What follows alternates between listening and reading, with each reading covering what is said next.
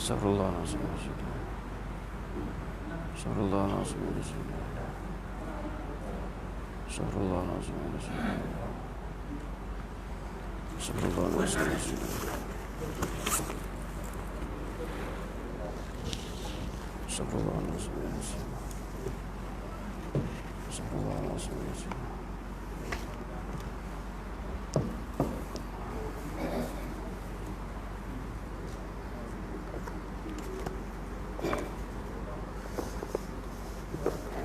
Assalamualaikum warahmatullahi wabarakatuh.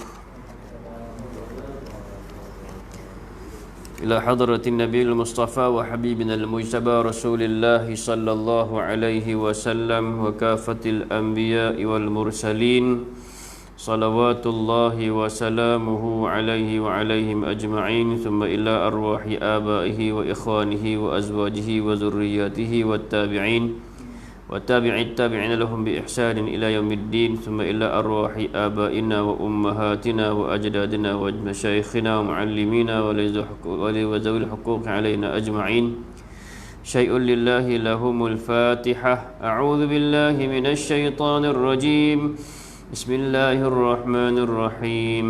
الحمد لله رب العالمين الرحمن الرحيم مالك يوم الدين إياك نعبد وإياك نستعين اهدنا الصراط المستقيم صراط الذين أنعمت عليهم غير المغضوب عليهم ولا الضالين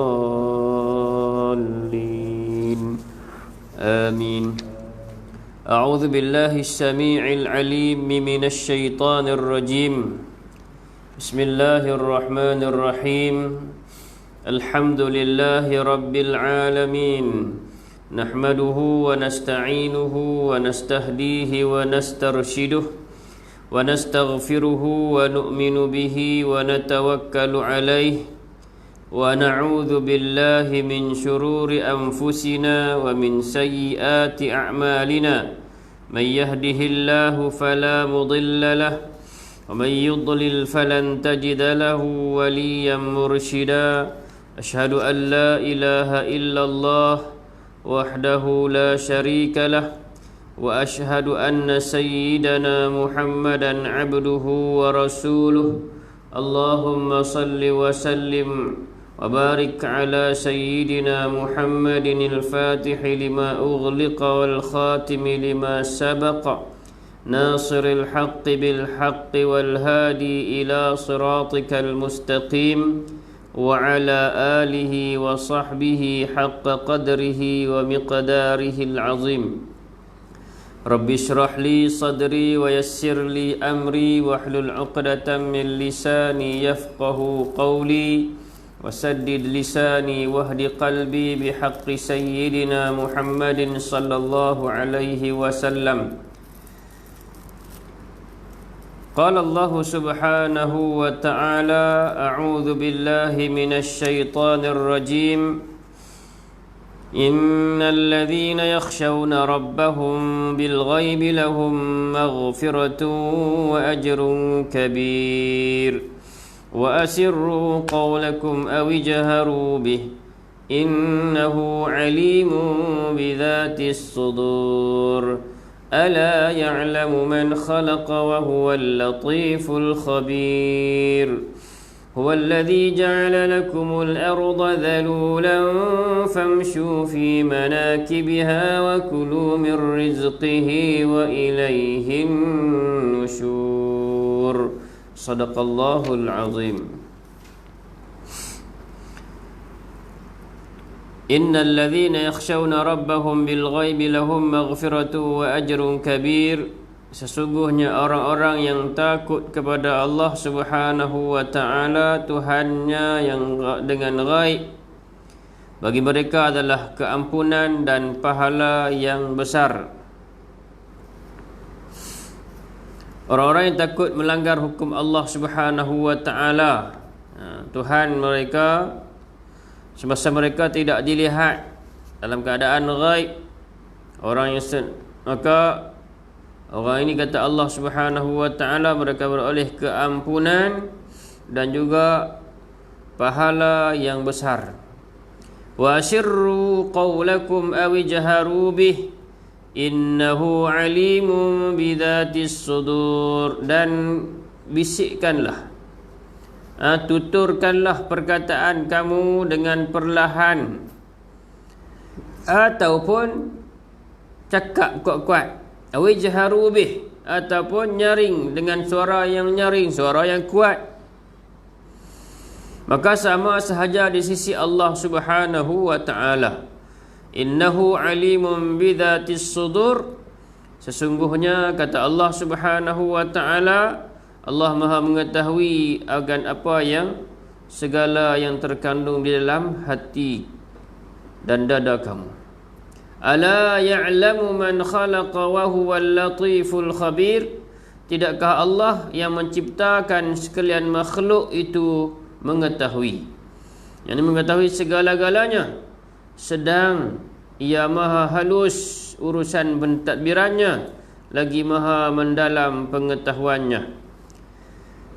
Huwallazi ja'ala lakumul arda dhalula famshu fi manakibiha wa kulu min rizqih wa ilaihin nusyur.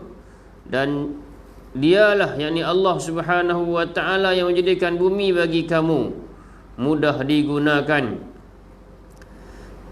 rendah, zalula. Famshu fi manakibiha, maka berjalanlah kamu daripada segenap penjurunya. Wa kulu min rizqih, makanlah daripada rezekinya yang ada di atas muka bumi ini. Wa ilaihin nusyur, dan kepada Allah Subhanahu wa ta'ala juga kamu akan dihidupkan, dibangkitkan semula. Kembali kepada Allah dan dibangkitkan semula daripada kubur. Muslimin dan muslimat yang dirahmati Allah Subhanahu wa ta'ala, surah Al-Mulk, kita baca ayat 12 sampai ayat 15 insya-Allah malam ni. Ayat 12, seperti mana yang kuliah yang lalu Allah Subhanahu wa ta'ala kita sebut dah, kita dah hurai sikit. Innal ladzina yakhshawna rabbahum, orang-orang yang takut kepada Allah Subhanahu wa ta'ala dalam keadaan mereka tidak dilihat oleh siapa-siapa. Mana apa? Manusia ni kadang-kadang takut bila? Takut masa orang ada. Tapi di luar kawalan, tempat yang sembunyi, tempat tak ada orang, dia buat. Dia lakukan maksiat, dia menzalimi diri dia sendiri, dia buat maksiat, dia buat perkara yang dilarang oleh Allah Subhanahu wa ta'ala, langgar hukum Allah. Itu kebanyakan. Tapi orang yang betul-betul ikhlas, beramal kerana Allah Subhanahu wa ta'ala, yakhshawna rabbahum bil ghaib, mereka takut kepada Allah Subhanahu wa ta'ala dalam keadaan sunyi, ghaib, semasa mereka tidak dilihat oleh siapa-siapa. Tapi waktu itu walaupun tak dilihat oleh siapa-siapa, tapi Allah melihat. Ni orang beriman betul. Ini kata ihsan tu. Dia beramal, beribadah kepada Allah dalam keadaan seolah-olah dia melihat Allah, ataupun kalau tidak melihat Allah, Allah melihatnya. Dia rasa Allah lihat, Allah pandangnya, Allah meniliknya. Walaupun dia seorang-seorang, dia nak beribadat seorang-seorang dia. Nak bangkit sembahyang tengah malam seorang-seorang dia, tak ada orang tahu. Sedekah Seorang-seorang dia, tak ada orang tahu.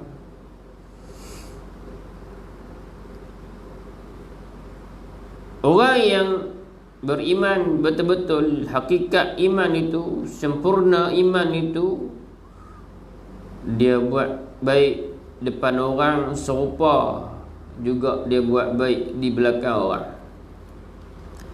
Dia meninggalkan maksiat di depan orang, serupa dia meninggalkan maksiat di belakang orang. Sebaliknya, orang yang hati dia tidak ikhlas kerana Allah, dia beribadah, dia buat amal kebajikan, kalau depan orang, hebat dia, ibadat dia. Rajin, orang nampak dia hebat, orang nampak dia, dia memang hebat. Rajin sembahyangnya, sempurna sembahyangnya. Tapi di belakang, bila sembahyang duduk seorang-seorang, macam patuk ayam sembahyang dia. Malas, dalam keadaan malas, bangkit dalam keadaan malas, sembahyang dalam keadaan malas. Ini sifat orang munafik.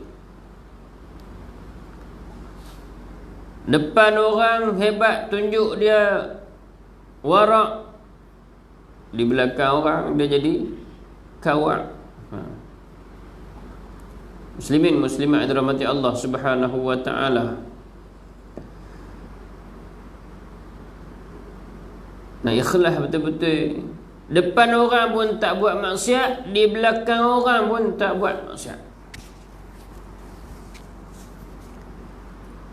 Maka dia, bagi mereka, kata Allah, lahum maghfirah, bagi mereka maghfirah, keampunan. Hebatlah. Itu kita buat amal ikhlas betul-betul kerana Allah Ta'ala. Jangan ada syariah, jangan ada rasa sum'ah, jangan ada rasa besar diri, takabur.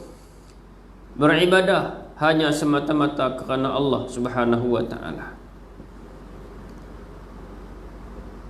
Tapi kita kira nak cerita ke orang apa yang kita buat, nak iklan ke orang, nak bagi tahu, merodak hati ni. Walaupun kita beritahu dalam keadaan kita rasa cakap tu kira pelan, rendah. Saya ni alhamdulillah lah kan. Bukan nak kata lah alhamdulillah, setakat saya duk mengaji ni, rajin. Setakat saya duk mengaji lah ni. Alhamdulillah, puasa Isnin Khamis tu saya mula buat dah. Setakat lah tahun ni tak miss lagi. Cakap tu rendah lah, tapi hati tu tinggi. Tinggi hati dah. Nak cerita juga ke orang, buat sudah lah. Belum cerita ke orang-orang kan. Ikhlas bagi ada. Saya nak cerita ke orang. Saya ni alhamdulillah balik pada umrah ni kan, balik pada umrah ni alhamdulillah, tahajud ni tak miss. Bangkit tu alhamdulillah senang. Di tahajud saya bangkit baca Quran. Ni penyakit yang duk ada, dia buat dah betul dah tu. Masa dia buat tu orang tak tengok, tak riak lah tu. Tak ada riak, tak ada sifat riak. Pasal apa? Orang tak tengok. Dia buat betul dah, alhamdulillah. Okey, masa duk buat seorang-seorang tu, dia ada sifat, satu sifat. Dia ada satu sifat wujud. Wujud ni apa? Wujud ni mai dia rasa diri dia seorang baik, diri dia baik. Bukan diri dia baik. Mana apa? Aku ni alhamdulillah aku boleh bangkit awal. Aku boleh sembahyang tahajud. Orang lain duk tidur lagi, aku ni kira hebat. Hak paling ni tadi dia kata, hak paling hebat sekali dia kata apa? Aku ni kira alhamdulillah masuk syurga aku ni. Dia rasa diri dia tu hebat. Wujud. Dia takjub dengan amalan, dengan diri dia. Astaghfirullah, minta ampun dengan Allah Ta'ala, terus minta ampun. Sampai satu tahap Demai satu sifat sum'ah. Sum'ah ni pada nak cerita kat orang apa yang dia buat. Orang tak tahu. Dia bukan buat depan orang, dia buat di belakang orang. Tapi nak cerita, nak bagi orang dengar apa yang dia buat. Tu sum'ah. Pergi cerita kat orang. Semalam, alhamdulillah, semalam ni aku ni 2-3 malam ni tak boleh tidur. Tapi dah kadang-kadang bangkit kalih kat kanan tak betul, kalih kat kiri tak kena. Lah kali nak apa lah, bangkit ambil wuduk sembahyang, baca Quran semua sampai subuh. Nak cerita kat orang juga tak perlu. Tu sum'ah lagi, nak bagi orang dengar amalan kita yang kita buat. Orang tahu tak apa, tapi kita ada cerita bagi tahu kat orang tu tak boleh. Tu sifat tu. Nak main ikhlas ni bukan payah, bukan senang, payah. Susah nak dapat, payah nak jaga. Ikhlas susah nak dapat. Bila dapat payah jaga. Nak jaga dia susah. Dah lah susah dapat, jaga apa juga payah. Simpan ni 10 tahun lepas, 10 tahun yang lalu, 10 tahun lepas, tahun 2010, dia ada dapat duit masa tu 10,000. Contoh, dia bagi, tengok sekolah tu perlu duit, dia bagi 5,000 untuk sekolah. Ustaz Tahabak kata sekian-sekian nak buat ni dalam proses nak besar, nak perilok surau, maka dia bagilah duit beli kapet ke apa, 5,000. Simpan 10 tahun lalu, 2020. Demai dengan kawan dia. Contoh, ni hantar orang kapek ni 10 tahun lah. Awak lah, aku yang beli. Dia simpan lama 10 tahun, tak cerita kat orang. Mai hari tu tu payah nak cerita juga kan. Nak cerita kat aku beli duit aku dapat duit hadiah sikit tu kan, ke duit SP ke apa ke. 10 tahun hak lalu dia bercerita, habis itu pahala dia nak bagi orang dengar. Padahal hak tu Allah simpan. Hak tu nak memberatkan timbangan, pergi dia cerita kat orang sikit lah dapat. Istighfar, kita buat amal disusuli dengan istighfar. Istighfar kita pun, aku ni istighfar pula. Aku ni alhamdulillah sehari ni 1000 kali ada aku istighfar. Pergi cerita kat orang juga. Istighfar itu perlu kepada istighfar yang lain. Faham tak? Istighfar hak kita cerita kat orang tu perlu kepada istighfar yang lain pula. Perlu minta ampun pula hak kita bercerita kat orang. Kita minta ampun dengan Allah Ta'ala.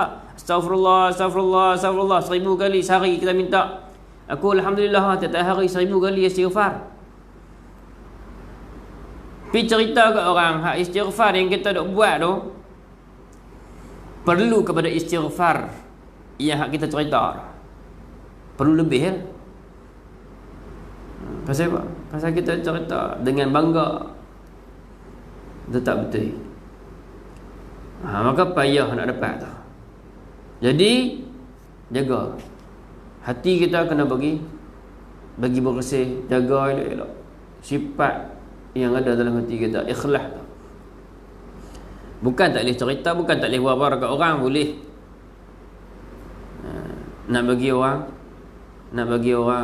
Nak bagi galakkan kepada orang, anak-anak kita ni, tahu tak masjid ni siapa buat? Masjid ni ada duit untuk nenek kita, keluarga kita.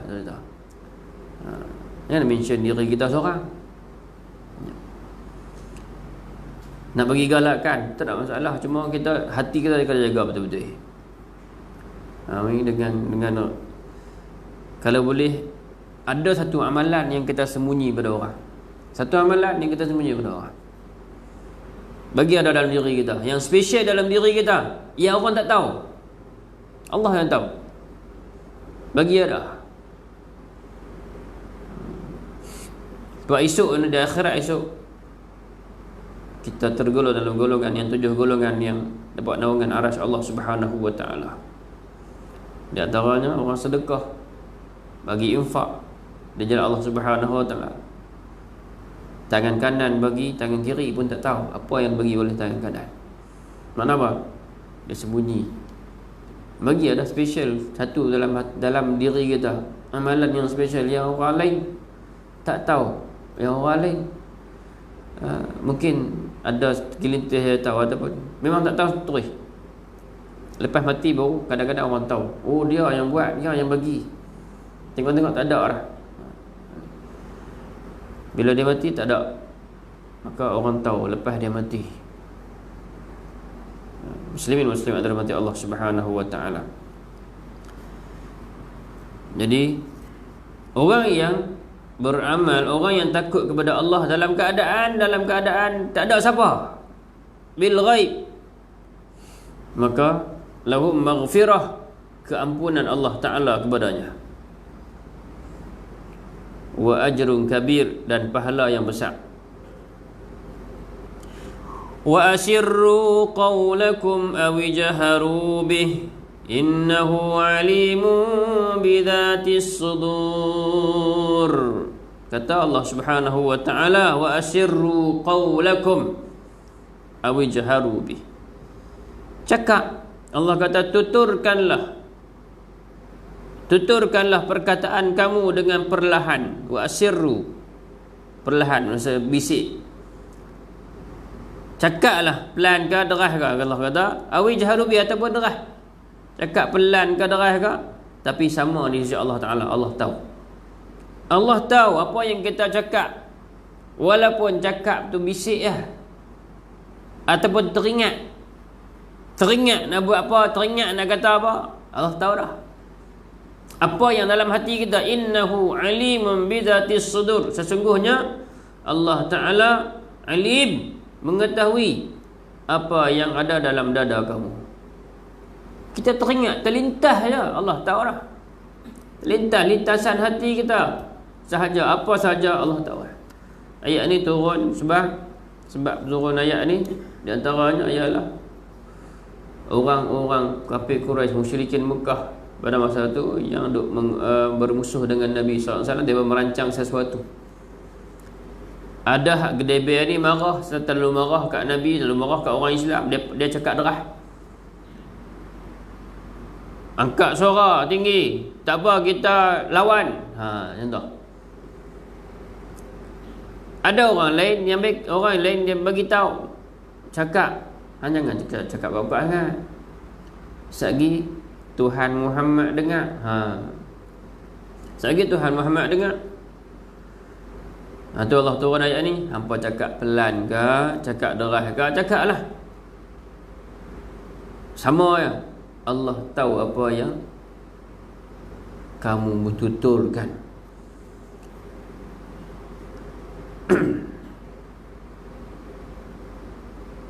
Innahu alimun bidhatis sudur, sesungguhnya Allah Subhanahu wa taala Maha mengetahui akan segala isi hati kamu yang terkandung dalam dada kamu.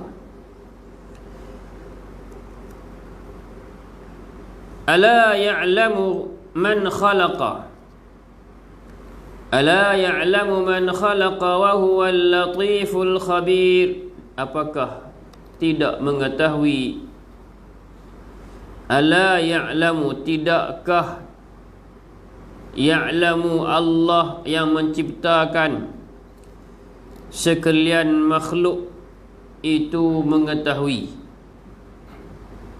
Tahu segala-galanya. Ni ayat tanya, pertanyaan nak bagi kesedaran. Ala ya'lamu man khalaqa, hampa tahu tak yang semua ni, yang ada ni, semua Allah yang buat. Hamba tahu tak? Allah sebut, Allah tanya ada. Ala ya'lamu man khalaqa. Hamba tahu tak? Yang menciptakan semua ni siapa? Allah tanya. Tidakkah Allah menciptakan sekalian makhluk yang ada di atas muka bumi, yang ada segala-gala ni, siapa yang cipta? Tahu tak siapa? Allah tanya. Ala ya'lamu man khalaq. Siapa? Wa huwal latiful khabir. Ya, ialah Allah Subhanahu wa taala yang maha halus segala urusan pentadbirannya, lagi mendalam pengetahuannya.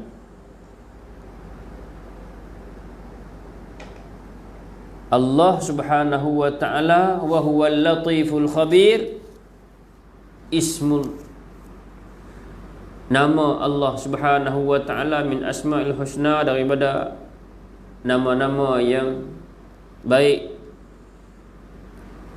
Al-Latif Al-Khabir. Al-Latif maksud apa? Al-Latif maksud maha halus Allah Ta'ala. Pengurusan Allah Ta'ala, meneliti segala urusan Allah Ta'ala itu. Allah itu bersifat dengan sifat bagi maha halus, maknanya indahnya Allah Subhanahu wa taala itu, lagi maha mengerti bagaimana apa yang terkandung dalam ayat ala ya'lamu man khalaqa wa huwal latiful khabir. Allah yang maha lemah lembut, Al-Latif. Kita sebut kalau nak baca, ada doa dia, ya Latif ultuf bina. Wahai Tuhan yang maha lemah lembut, lembutlah dengan kami ya Allah. Mana apa, janganlah siksa kami, janganlah turunkan bala bencana ke atas kami, angkatkanlah segala wabak yang ada pada kami ya Latif yang maha lemah lembut. Allahu latifun bi'ibadihi yarzuqu man yasha. Allah itu bersifat lemah lembut terhadap hambanya. Allah bersifat Al-Latif.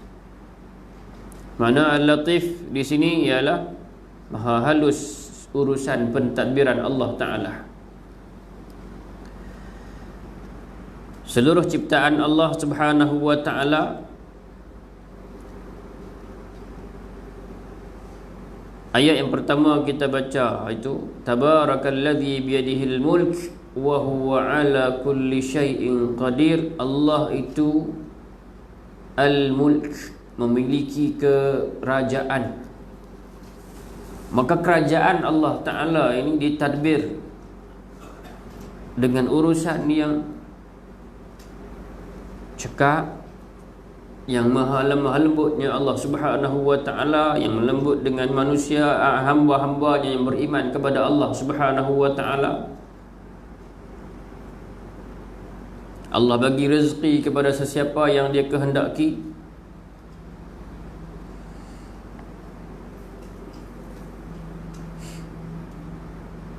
Maka ketentuan Allah Subhanahu wa Ta'ala dan peraturan-peraturan yang Allah Subhanahu wa Ta'ala buat untuk kebaikan manusia, hamba-hamba Allah Ta'ala. Tak ada orang yang masuk campur dengan urusan Allah Ta'ala.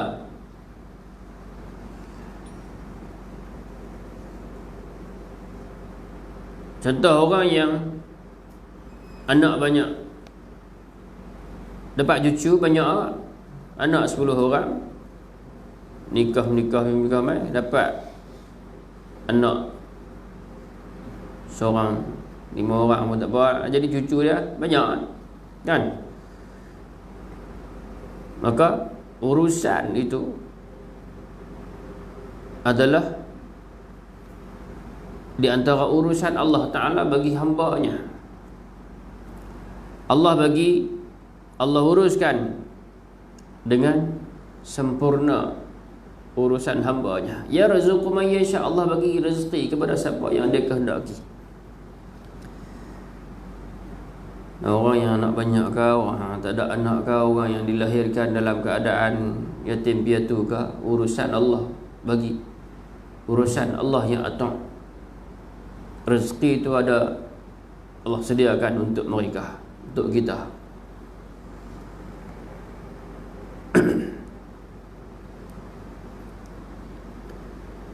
Kita jarang dah baca Ya Latif kan.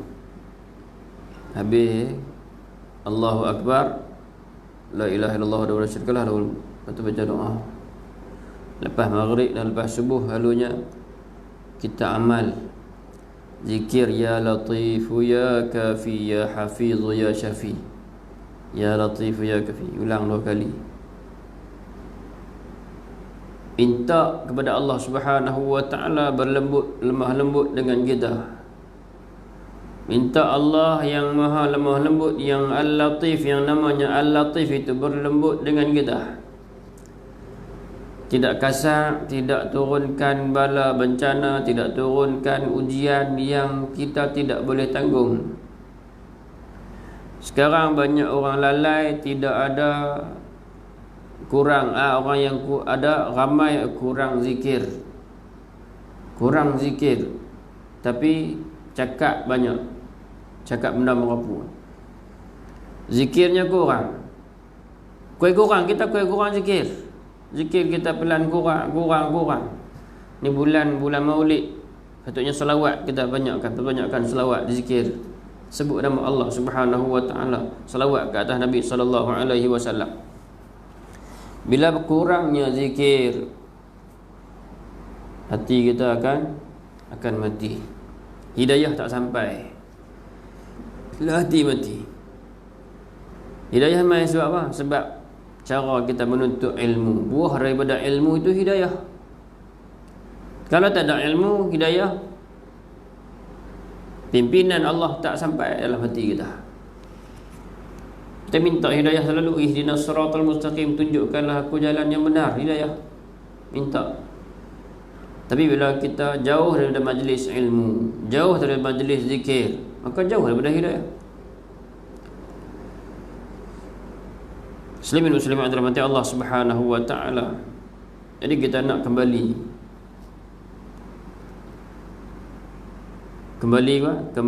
kepada Allah Subhanahu wa taala sebelum Allah jemput kita kembali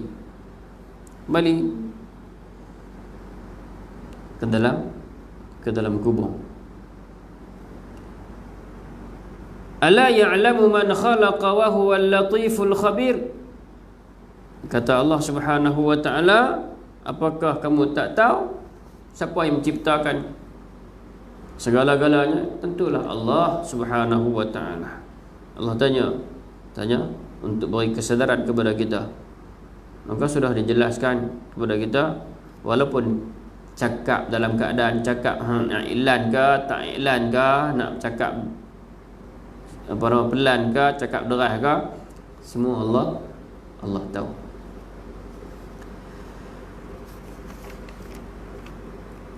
Huwallazi ja'ala lakumul arda dhalula famshu fi manakibiha wa kulu min rizqih wa ilaihin nusyur.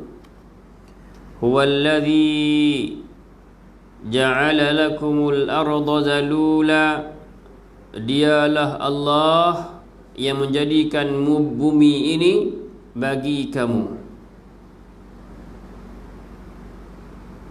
Dhalula maknanya tunduk, merendahkan diri kepada kamu. Mana apa? Manusia menguasai bumi, Allah bagi. Manusia kita ni menguasai bumi. Dhalula, rendah, hina. Bumi ni menghinakan diri dia untuk siapa? Untuk kita. Ada manusia yang tak sedar, sedangkan diri dia tu asal daripada bumi, asal daripada tanah. Allah jadikan manusia jadi tuan kepada bumi tu. Dia boleh buat bumi ni, dia boleh buat macam-macam. Dia boleh buat kampung jadi kampung, pugar tanah. Dia boleh buat dusun jadi dusun derian, musangking. Kan, depa duk pergi duk buat apa? Lah penceroboh tanah kerajaan, buat tanam dusun, tanam derian. Dusun derian musangking. Macam-macam lah. Buat dusun jadi dusun, buat kebun jadi kebun, buat jalan, nak buat jalan jadi jalan. Maksud dia, bumi tak pernah protes apa yang kita buat atas dia. Apa yang kita buat atas dia, dia tak pernah protes. Zalula tu maksud dia. Dia merendahkan diri untuk manusia. Kita nak bina bangunan 40 tingkat, dia tak pernah protes. Buat. Nak buat taman dalam atas bumi ni, buat. Penempatan, buat. Buat rumah, buat. Mana apa? Bumi dia menghambakan diri kepada manusia. Zalula. Dia rela. Apa yang manusia nak buat atas dia buat. Walaupun kita tengok bumi ni dia ada tinggi rendah, ada gunung, ada semua. Tapi manusia boleh naik. Mana? Bumi ni tetap di bawah tapak kaki manusia. Ada orang boleh panjat gunung, naik sampai atas, hiking naik. Orang panggil apa? Sampai atas tu, dah sampai atas tu dia panggil satu bahasa pula, apa nama sebut tu? Lupa bahasa tak mahu nak keluar. Dia boleh naik sampai atas tu, bangga, seronok. Seronok tengok pemandangan daripada atas. Mana apa? Bumi tetap di bawah tapak kaki manusia dan ikut apa yang manusia nak buat atas dia. Tapi satu ketiga, wallazi ja'ala lakumul arda dalula. Bumi ni sifat dia dalula,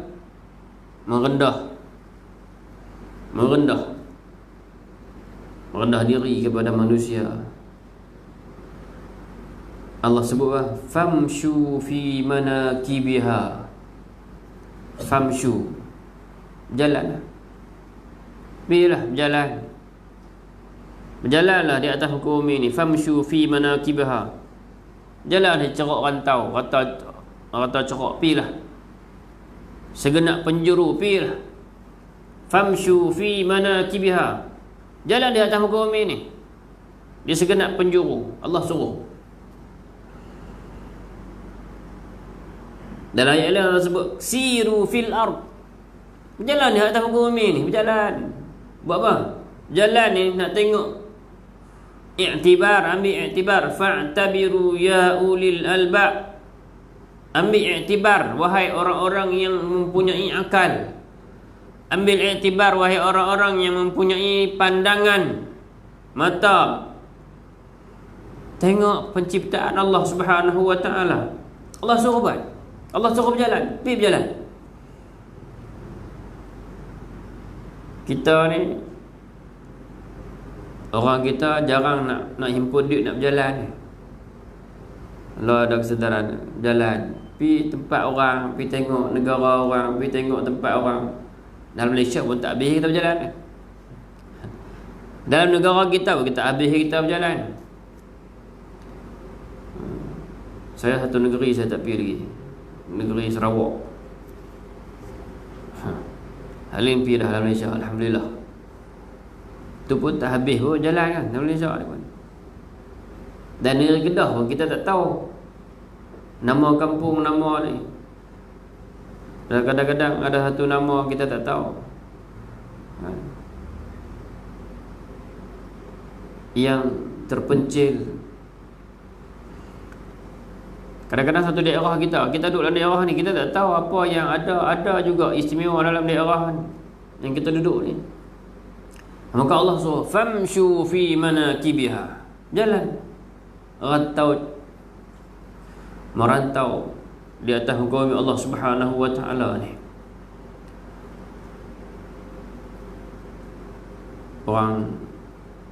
Kalau orang yang bukan Islam, mereka rajin berjalan, rajin merantau, rajin melihat, melancung di negara-negara orang, tengok keadaan apa yang terjadi dalam negara tu, apa adat mereka, kaji. Ada orang buat.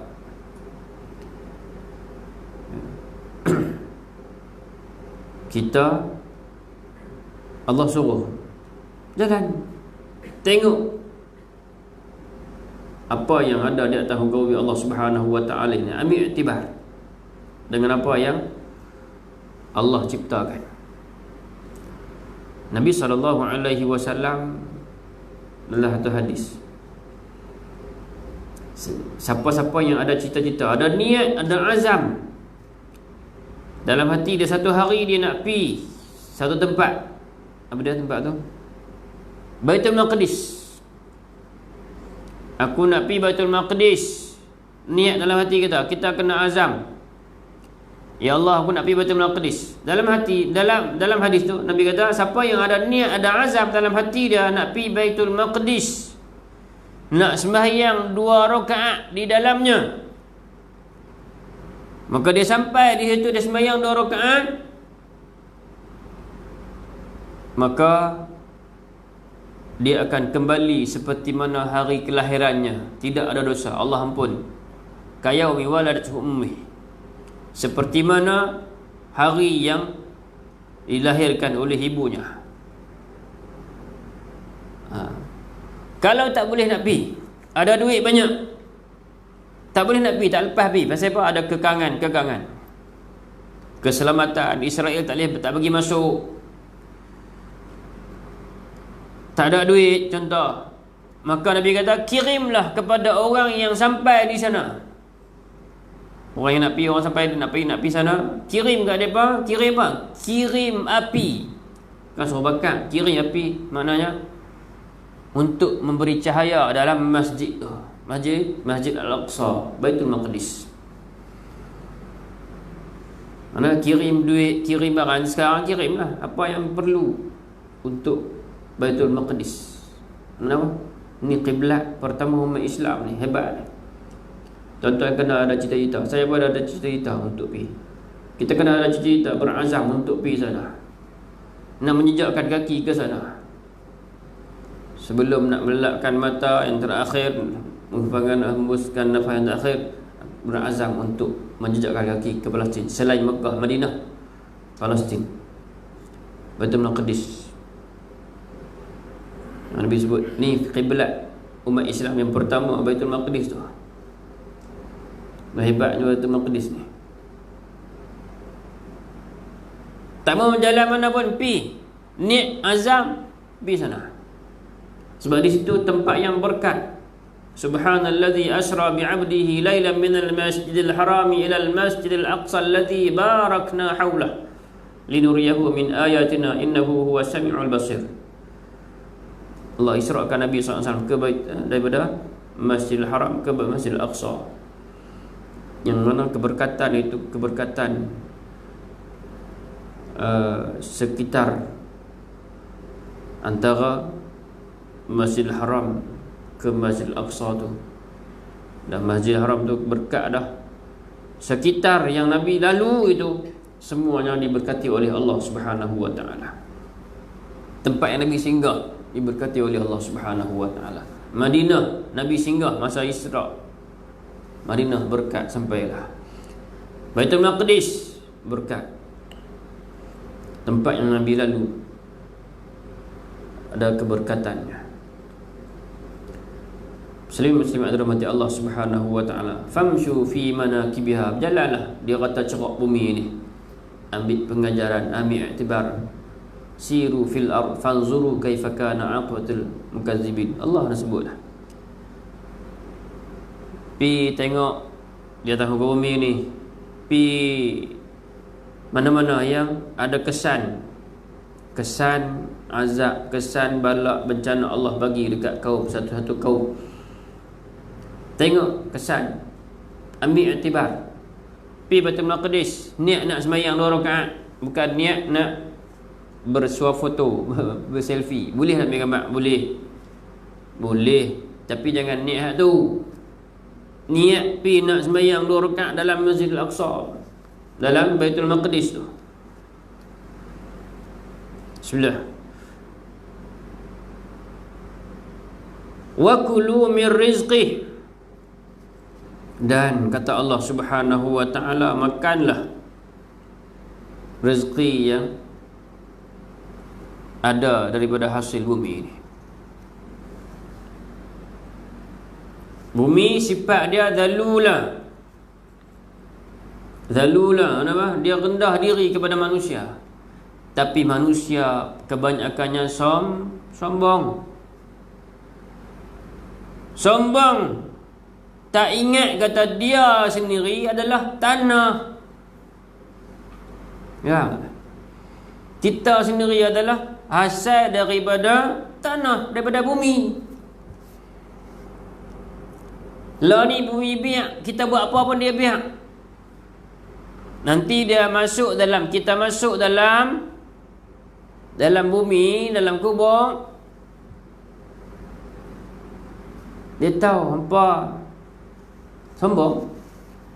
Aku biak hampa masa hampa hidup, aku biak hampa buat apa pun tak apa atas aku. Hampa ingat, lah kali hampa akan masuk juga dalam perut aku, kata bumi.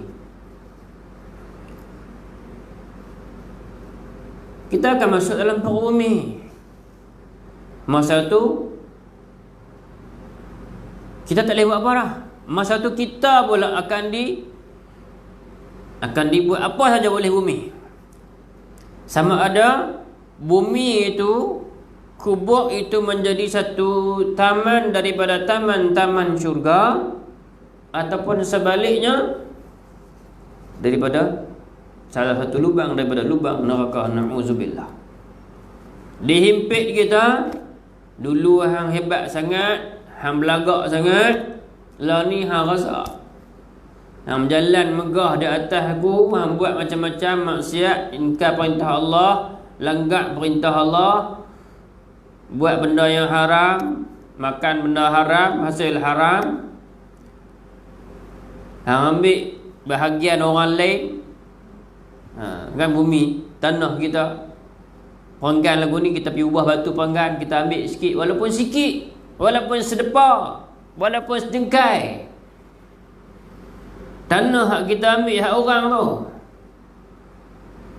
ditulis oleh malaikat, masuk dalam perut bumi, kita akan tahu. Na'udzubillah. Muslimin yang dirahmati Allah Subhanahu wa ta'ala, orang yang masuk dalam bumi, yang ditanam dalam bumi, dalam kubur, ada yang jadi apa? Bumi bersiksa dia, hancur. Ada yang selamat duduk dalam kubur, seronok dia, kehidupan dalam kubur dia. Ada tuan-tuan kita pernah dengar penggali-penggali kubur cerita, kita ada dengar daripada orang lain cerita apa? Cerita jumpa jenazah yang mati berpuluh tahun, mati dah lama, bertahun-tahun mati, tapi jenazah dia, bila jumpa jenazah dia elok, utuh, tegak, macam baru mati, macam baru tanam. Tingkapan pun elok, bau cendana dia pun bau lagi. Tak ada tabuk bunga rampai tu bau. Dia celek minyak wangi tu, hak kita celek tu bau macam mana yang baru mati hari ni. Ada banyak ada cerita tu, kerap juga kita dengar. Ya. Ambil iktibar. Saya dengar sendiri daripada ayah saya.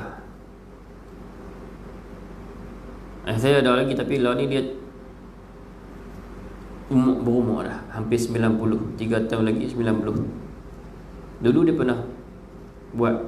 pernah gali kubur masa projek empangan beris di beris. Empangan beris sik tu. Dia cerita masa di korek tu, ramailah korek ni. Ada yang jenazah yang ambil daripada kubur tu, jenazah tu masih utuh, masih sempurna, kafan ni masih sempurna, pegang ni muscle ni duk ada, tegak, padahal mati berpuluh tahun dah. Tanya, risik-risik, orang tua-tua kata dia ni siapa dia? Dia ni adalah seorang guru Quran kampung, guru Quran kampung ya. Tapi Allah muliakan jasad dia, tak reput, tak dimakan oleh ulat. Pasal apa? Mulia sebab Quran. Bukan dia hafal Quran, tapi dia guru Quran. Dia mengajak anak-anak murid dia, dia mengajak orang kampung. Bila anak murid dia baca 2-3 kan, ramai yang dah ada tu, dia duk ajak di sini. Hak nu baca, dengar baca salah, dia boleh tegak. Pasal apa? Dia mengajak Quran berbelas tahun sampai dia hafal, dia ingat. Pasal apa? Silih berganti anak murid duk baca. Hak ni habis, mai hak lain pula. Hak ni habis, mai hak lain pula. Hak ni khatam, mai hak lain pula. Mana pak? Dia boleh hafal. Mulianya orang guru Quran. Dan istimewanya orang dulu tak ada ambil yuran macam kita. Saya buka kelas Quran, saya ambil yuran. Ambil. Kalau ada hafiz, ambil yuran. Orang dulu buka, dia mengajak, tak ada yuran. Tak tanya ayah hang bila nak bayar yuran ni? Dulu lah. Lah tak boleh lah nak buat itu, kan? Ikhlas sungguh. Anak dia khatam, anak kawan dia khatam, buat kenduri pulut kuning, khatam Quran. Satu ya. Mai bulan Ramadan bagi zakat fitrah, api hantar. Apa nama? Hantar beras fitrah bagi kat guru Quran. Satu je pun. Raya bagi kain batik selai. Nak bagi duit tak ada. Ikhlasnya orang dulu, Allah mulia mereka. Bumi mulia mereka, bumi muliakan orang-orang macam ni. Muslimin dirahmati Allah Subhanahu wa taala. Cerita orang mati tak reput ni zaman Nabi ada dah. Zaman Nabi sallallahu alaihi wasallam. Sikit saya ambil masa.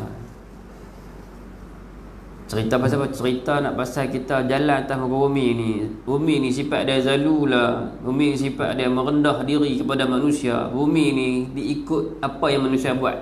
Atas dia ikut suka. Apa nak buat.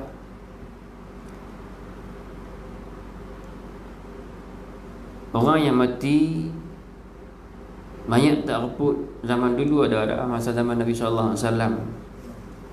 Sahabat Nabi sallallahu alaihi wasallam Abdullah bin Jabir radhiyallahu anhuma.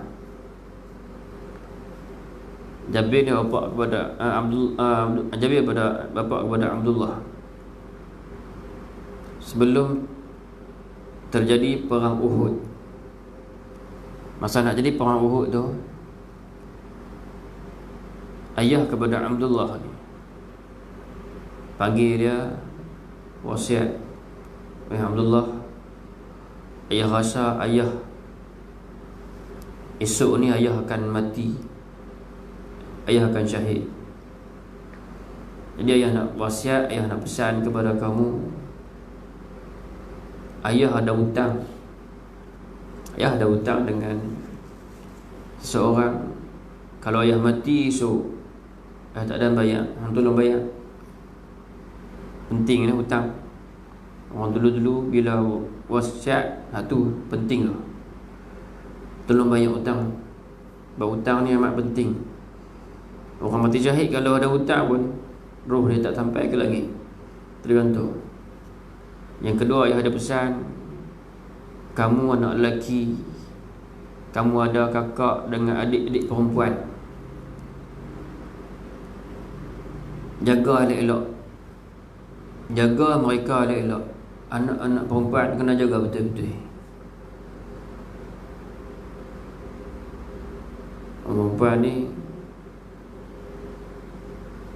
dia macam kaca, mudah pecah. Kalau kita nak post barang kan, kalau postman habaq ni barang apa ni, barang sekian-sekian, apa nama, barang ni nak habaq kata apa, ni mudah pecah, ni apa nama kita apa, biji jagung kuih tu apa nama,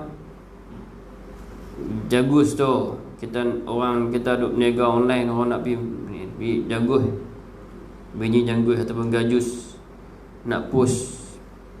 Lepas tu dia buh, apa nama dalam bahasa Inggeris dia? Afrika. Buh tu mudah pecah kan. Orang empat macam tu lah. Kadang-kadang kita kena jaga betul-betul hati, kena jaga, didik bagi mereka bagi elok. Bapa kepada Abdullah ni pesan, dah esok ni aku rasa aku akan mati, orang pertama akan mati. Dia rasa dah. Kata Abdullah betul. Duk esok masa perang Uhud, orang yang pertama meninggal adalah ayah aku, Jabir. Kemudian lepas mati, lepas semua habis perang selesai, Rasulullah suruh kumpul semua sahabat-sahabat yang meninggal masa tu, korek satu lubang, tanam. Kapan tanam? Dalam satu liang. Macam orang lah buat. Mati accident satu keluarga, buah satu liang. Maka habis, selesai, balik Abdullah bin Jabir radhiyallahu anhu balik, dia duk fikir, dia duk rasa bersalah. Ya ayah aku ni macam mana duk ramai-ramai, aku rasa aku nak ubah jenazah dia duduk satu liang untuk seorang dia. Dalam hati dia duk gundah gulana, dia duk jadi resah, teringat kat ayah dia, campur ramai duduk dalam satu liang kan. Selepas 6 bulan pergi jumpa Rasulullah, wahai Rasulullah, aku nak minta izin nak gali kubur, aku nak ambil jenazah aja, aku nak asingkan. Rasulullah izin, dia ambil pimpin. 6 bulan selepas tu, selepas perang Uhud, Abdullah bin korek, gali dan ambil jenazah ayah dia. Tengok jenazah ayah dia masih utuh. Orang mati syahid memang kan, masih utuh, masih sempurna dengan baju perang dia, dengan bau darahnya. Tak ada cedera yang kecuali ada telinga sikit luka tu, sedikit. Maka dia ubah. Mana apa? Tak pelik lah orang yang mati lama tapi jenazahnya masih utuh, tu tak pelik. Nak cerita apa? Mulianya seseorang itu masa dia hidup, apa yang dia buat? Orang dulu dengan Quran, dengan orang Allah dengan Quran macam mana? Orang dulu dengan pengajian, dengan orang Allah dengan pengajian dia macam mana? Muhasabah. Quran kita sehari berapa kali kita apa ayat kita baca? Orang dulu kita dapat hebat dengan Quran. Saya baca cerita lah, nak buat mungkin tahun depan kot, nak buat tahfiz dewasa. Cita-cita saya lah, tahfiz dewasa. Bukan ma'had tahfiz, saya nak buka satu tempat pusat pengajian, InsyaAllah, untuk orang dewasa. Seminggu satu muka surat, surah hafal. Seminggu satu muka surat. Satu muka surat apa baris? 15 baris. 15 baris. Seminggu satu muka surat. Tuan-tuan boleh. Ada ustaz saya, dia buat seminggu satu makra'. Satu makra' tu dari bunga ke bunga. Satu juzuk ada 8 makra'. Maksud dia sebulan dia boleh setengah juzuk. Tahfiz dewasa, untuk orang dewasa hafal Quran. Boleh tak kalau buat betul-betul boleh. Ada tok guru kita yang hafal Quran bukan umur muda, tapi dah meningkat, umur 50 ni 60 tahun baru hafal Quran. Ada. Dan ada yang berjaya khatam. Dia kata orang biasa kerja engineer no di KL, kerja engineer, kerja businessman, tapi tiap-tiap minggu mai hafal, tiap-tiap minggu mai tasmik. Setakat mana boleh? Sibuk ni, sibuk tapi boleh hafal Quran. Boleh hafal Quran. Mulalah dengan juzuk amma. Lepas tu pergi surah-surah penting, surah Yasin, surah Al-Mulk, surah Sejadah, kita kena amal tu. Sampai setakat mana kita mampu. InsyaAllah. Nah, insyaAllah mudah-mudahan tuan-tuan kita bimbing masyarakat untuk dekatkan dengan Al-Quran. Jadi ayat yang ke-15 ni nak cerita apa? Bumi ni sifat dia zalulah, dia rendah diri. Kita nak buat apa atas dunia, buat.